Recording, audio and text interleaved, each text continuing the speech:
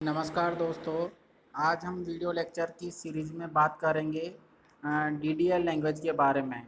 तो जैसा कि आपको पता है कि डीडीएल लैंग्वेज है वो हमारी एक एसक्यूएल लैंग्वेज का ही सब पार्ट है। जो एसक्यूएल लैंग्वेज है, स्ट्रक्चर्ड क्वेरी लैंग्वेज, इसको हमने मुख्यतः 3 भागों में डिवाइड किया हुआ है, जिनमें पहली है डीडीएल, दूसरी है डीएमएल एंड थर्ड वन है डीसीएल। तो जो डीडीएल लैंग्वेज है इसकी फुल फॉर्म है डेटा डेफिनेशन लैंग्वेज।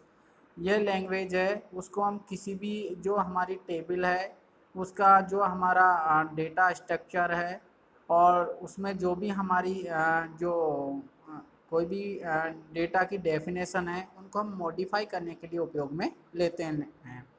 इस लैंग्वेज की सहायता से हम कोई भी पहले से बनी हुई टेबल्स हैं उन उनको हम मॉडिफाई कर सकते हैं, उनका जो स्ट्रक्चर है उनको चेंज कर सकते हैं। साथ ही साथ जो हमारे डेटाबेस के ऑब्जेक्ट्स हैं उनको भी हम इसके अंदर चेंजेस कर सकते हैं। यूँ कह सकते हो कि जो डेटा डेफिनेशन लैंग्वेज है इसकी सहायता से हम हमारे कोई भी डेटा है उनमें हम एडिटिंग कर सकते हैं, मॉडिफाई कर सकते हैं और हमारा जो भी स्ट्रक्चर है उनको भी हम बेसिकली चेंज कर सकते हैं।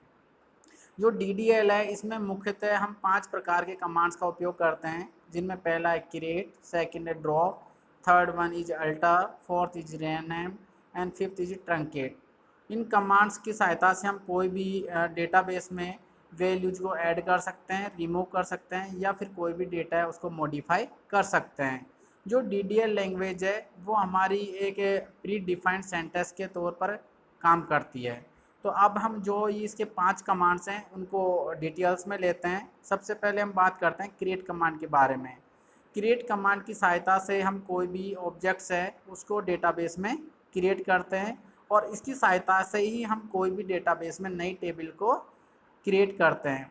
इसके लिए हम सिंटैक्स यूज करते हैं क्रिएट टेबल, फिर उसके बाद में हम टेबल का नाम देंगे। टेबल का नाम देंगे उसमें हमें कोई भी उनके कॉलम नेम्स हैं उनको डिफाइन करना पड़ेगा। साथ ही साथ हमारा जो कॉलम नेम है वो किस तरह के डेटा टाइप से वो बताना है, इस चीज़ को हमें कंटिन्यू रखना है। जैसे कि यहाँ पर हम एक टेबल क्रिएट कर रहे हैं एम्प्लॉय के लिए, तो जैसे मैंने एग्जांपल लिया है क्रिएट टेबल एम्प्लॉय, फिर इसमें हमने कॉलम में लिया है एम्प्लॉय आईडी, ये कि हमारे पास एक इंटीजर वैल्यू है। इसके बाद हमने एम्प्लॉय नेम लिया जो कि हमारे पास कैरेक्टर है। इसके बाद हमने एज लिया जो एक इंटीजर है। इसके बाद हमने सिटी ली जो भी एक कैरेक्टर है जिसकी रेंज हमारे पास 25 तक की है। और इसके बाद हमने लिया फ़ोन नंबर जो कि हमारे पास वेर कैरेक्टर है जिसकी साइज़ है 20। सेकंड है हमारे पास ड्रॉप कमांड। ड्रॉप कमांड है उसको जनरली हम किसी भी जो डेटाबेस की टेबल है उसमें से इस कमांड की सहायता से हम कोई भी डेटा है उसको रिमूव करने के लिए हम उपयोग में लेते हैं। लेकिन जो हम ड्रॉप कमांड यूज ले रहे हैं उसकी सहायता से जो हमारा डेटा है वो रिमूव हो जाएगा, लेकिन जो उसका स्ट्रक्चर है वो वहाँ पर हमारा बना रहता है। जो हमारा ड्रॉप कमांड है इसकी सहायता से हम किसी भी टेबल है उसको डिलीट कर सकते हैं और जो उसका इंडेक्स और व्यू है उसको भी साथ में हम डिलीट कर सकते हैं। तो जो ड्रॉप कमांड है उसकी सहायता से हम टेबल्स या फिर हमारी इंडेक्स है या फिर व्यू है उसको हम डिलीट भी कर सकते हैं।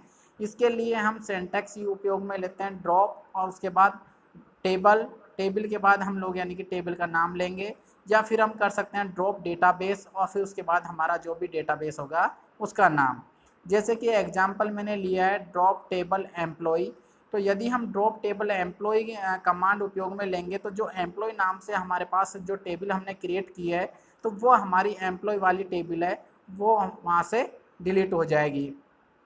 लेकिन यदि हमें कोई भी रिकॉर्ड्स है जो हमारी टेबल बनी हुई है और उसमें से हमें पर्टिकुलर कोई भी हमें एक रिकॉर्ड को डिलीट करना है तो उस केस में हम डिलीट कमांड का उपयोग करते हैं जो कि हम DML लैंग्वेज के लिए उपयोग में लेते हैं। इसके बाद हमारे पास थर्ड हमारा कमांड आता है अल्टर कमांड। ये अल्टर कमांड है, इसकी सहायता से हम कोई भी हमारा डेटाबेस है उसके स्ट्रक्चर में हम मॉडिफिकेशंस कर सकते हैं। अर्थात यदि आपके पास कोई भी डेटा पहले से स्टोर किया हुआ है और उसमें आप कोई चेंजेस करना चाहते हो, मॉडिफिकेशंस करना चाहते हो, तो उसके लिए हम अल्टर कमांड का यूज करेंगे। जो अल्टर कमांड है इसकी सहायता से हम कोई भी हमारा डेटाबेस में ऑब्जेक्ट्स जो पहले से ही है उसमें हम मॉडिफिकेशंस कर सकते हैं। और साथ ही साथ इस कमांड की सहायता से हम कोई भी एक्स्ट्रा कॉलम उसको ऐड कर सकते हैं, कोई भी हमारा कॉलम है उसको ड्रॉप कर सकते हैं, और जो भी हमारा जो कॉलम है उसमें हम डेटा टाइप्स में भी चेंजेस कर सकते हैं। इसके लिए हम सिंटैक्स उपयोग में लेते हैं अल्टर टेबल, और उसके बाद हम टेबल का नाम देंगे। यदि हमें कोई कॉलम ऐड करना है तो ऐड, फिर कॉलम नेम डिफाइन करेंगे और उसका डेटा टाइप्स वहाँ पर हम डिक्लेयर करेंगे। या फिर इसके लिए हम दूसरा मेथड है अल्टर टेबल, और टेबल का नाम देंगे। यदि हमें कोई चेंजेज करना है तो हम चेंज करके फिर ओल्ड जो भी हमारा पहले का कॉलम नेम था वो डालेंगे, और उसके बाद में हम नया जो भी कॉलम नेम है वो वहाँ पर डालेंगे। साथ ही साथ यदि हमें कोई भी कॉलम्स को ड्रॉप करना है तो उसके लिए हम अल्टर टेबल और टेबल का नाम लिखेंगे। उसके बाद हम जो भी हमें कॉलम ड्रॉप करना है उसका नाम लिख के उसको ड्रॉप कर सकते हैं। इसके बाद हम उपयोग में लेते हैं अल्टर कमांड। अल्टर कमांड की सहायता से हम कोई भी डेटा है उसमें चेंजेस कर सकते हैं। इसके लिए हम जनरली उपयोग में लेते हैं अल्टर टेबल एम्प्लॉई। जैसे कि हम एम्प्लॉय टेबल की बात कर रहे हैं तो हमने यहाँ पे लिखा अल्टर टेबल एम्प्लॉई। और एड्रेस है तो उसमें हम यानी कि कोई चेंजेस करना चाह रहे हैं तो एड्रेस वेयर कैरेक्टर, जो कि हमने यहाँ पे लिखा है। साथ ही साथ हम इसको दूसरी तरीके से भी कर सकते हैं कि अल्टर टेबल एम्प्लॉई, और चेंज फ़ोन नंबर या फिर कॉन्टैक्ट नंबर में हम चेंजेस कर सकते हैं। लेकिन जो हमारा ये अल्टर कमांड है इसकी सहायता से हम कोई भी हमारा डेटा है उसको व्यू कर सकते हैं, लेकिन जो हमारा स्ट्रक्चर है टेबल का उसको भी वहाँ पर हम चेंजेस कर सकते हैं। इसके बाद हमारे पास आता है फोर्थ कमांड हमारा रीनेम कमांड। रीनेम कमांड की सहायता से हम कोई भी हमारा जो ऑब्जेक्ट है उसको चेंज कर सकते हैं। साथ ही साथ जो हमारी डेटाबेस की टेबल है उसके नाम को भी हम वहाँ पर चेंज कर सकते हैं।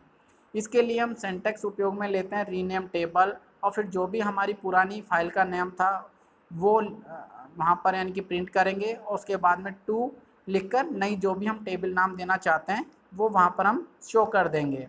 इसके बाद हम लेते हैं फिफ्थ कमांड जो कि हमारा ट्रंकेट कमांड। ट्रंकेट कमांड की सहायता से हम किसी भी जो हमारे टेबल है उसमें कोई भी डेटा है उसको हम परमानेंटली डिलीट कर सकते हैं, लेकिन जो भी हमारा परमानेंटली डेटा डिलीट होगा वो सिर्फ हमारा किसी भी रो के लिए ही वहाँ पर डिलीट होगा। इसमें हम जो भी डेटा को डिलीट करेंगे वो परमानेंटली डिलीट हो जाएगा, उसको वापस से हम एक्सेस नहीं कर सकते हैं। साथ ही साथ जो ट्रंकेट कमांड है इसकी सहायता से हम हमारा टेबल के अंदर जो भी सारा का सारा रिकॉर्ड्स होगा वो सारा का सारा वहाँ से रिमूव हो जाएगा। और जो हमारा ट्रंकेट और डिलीट कमांड है, तो जो हमारा ट्रंकेट है इसमें हम जो भी रिकॉर्ड है उनको हम वापस से एक्सेस नहीं कर सकते हैं, या कह सकते हो कि दोबारा से उनको रोल बैक नहीं किया जा सकता है। जबकि हम डीएमएल में कमांड उपयोग में लेते हैं डिलीट, वहाँ पर हम इनको वापस से रोल बैक कर सकते हैं। जो हम इसमें ट्रंकेट कमांड है उसके लिए बेसिक सिंटैक्स उपयोग में लेते हैं ट्रंकेट टेबल, और फिर जो भी हमारी पर्टिकुलर टेबल होगी उसका नाम डालते हैं। जैसे कि हम एग्जांपल के लिए बात करें तो ट्रंकेट टेबल, और जो हमारी एम्प्लॉय के नाम से हमने टेबल बनाई हुई है तो उसका हम यहाँ पर हम नाम दे सकते हैं। तो अभी हमने देखा कि क्या नाम से हमारे जो DDL जो हमारी लैंग्वेज है इसमें बेसिकली हम 5 कमांड्स का उपयोग करते हैं, और उनके